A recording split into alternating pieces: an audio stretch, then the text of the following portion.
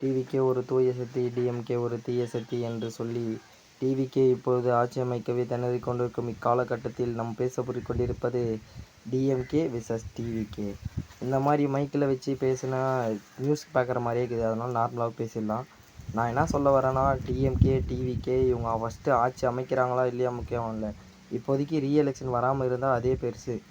DMK டிவிகேவும் INC, அதாவது காங்கிரஸ், ரெண்டு கட்சி ஒன்றா சேர்ந்து காங்கிரஸ் ஆல்ரெடியே பாதி இந்தியாவை க்ளோஸ் பண்ணிட்டு பின்னாடி தான் தமிழ்நாட்டுக்கு வந்திருக்காங்க.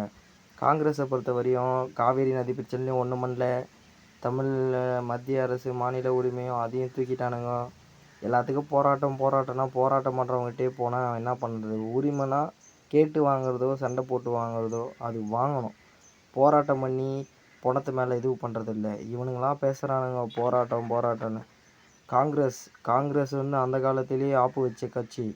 அதனால தான் இந்தியாவில் இன்னும் அந்தளவுக்கு ஆட்சி பிடிக்கல. மத்திய அரசு ஆட்சி பிடிக்கல. சென்ட்ரல் கவர்மெண்ட் பவர் இல்லை. காங்கிரஸ் கூட்டணி யாருடன் வைக்கிறாங்களோ அதெல்லாம் நமக்கு தெரியாது. இப்பொழுது நடப்புவது காங்கிரஸும் டிவிகேவும் கூட்டணி வச்சனால டிவிகே காங்கிரஸுக்கு அவங்க எலெக்ஷன் நடக்கும்போது டிவிகே சப்போர்ட் பண்ணணும். 3 நிபந்தனைகள் என்னென்னா, ஒரு நிபந்தனை அதில் காங்கிரஸுக்கு சப்போர்ட் பண்ணணும் பிஎம் எலெக்ஷன் அப்போது. அதுதான் டிவிகே